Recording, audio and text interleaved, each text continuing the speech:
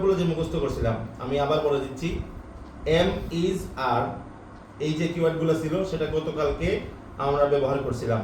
Um eating, he is eating, you are eating, এইগুলো ব্যবহার করছিলাম। আজকে আমরা পড়বো। আর গতকালকে আমরা আবার আরেকটা জিনিস মুখস্থ করে নিয়েছিলাম, ওয়াজ ওয়ার। মনে আছে সবার?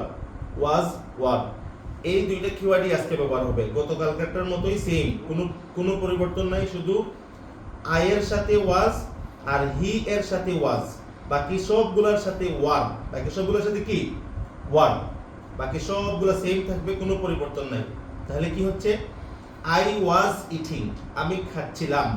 আর এটা হচ্ছে অতীতকালে বোঝানোর জন্য। আর বর্তমানকালে আম ইটিং, আমি খাচ্ছি, হি ইজ ইটিং, সে খাচ্ছে। এখন আমি যদি বলি সে খাচ্ছিল, তাহলে কিভাবে বলবো? হি ওয়াজ ইটিং। তুমি খাচ্ছ, ইউ আর ইটিং, তুমি খাচ্ছিলে, ইউ ওয়ার ইটিং। পার্থক্যটা সবাই বুঝতে পারছেন? আশা করি বুঝতে পারছেন ইনশাআল্লাহ। এটা একদম ইজি ব্যাপার, কোনো ব্যাপার না। তাহলে আমরা শুরু করি।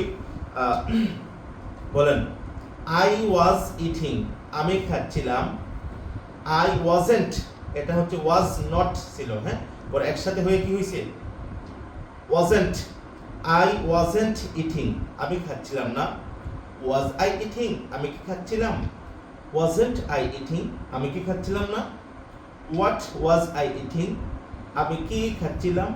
হোয়াট ওয়াজেন্ট আই ইটিং, আমি কি খাচ্ছিলাম না। হ্যাঁ, দ্রুত সবাই মুখস্থ করেন। আমি আবার বলে দিচ্ছি।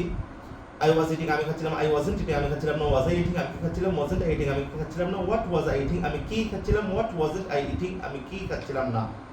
হ্যাঁ, এরকম দ্রুত মুখস্থ করে নেবেন সবাই। আমি কি আবার বলে দিতে হবে সবাইকে? পারবেন ইনশাআল্লাহ।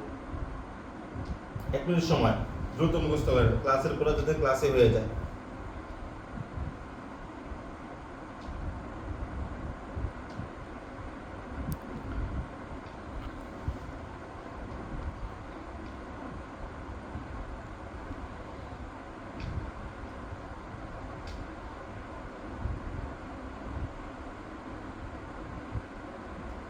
ওয়াজ ওয়াজেন্ট, ওয়াজ ওয়াজেন্ট, এটা মনে রাখবেন। I was eating, I wasn't eating. হ্যাঁ, ওকে।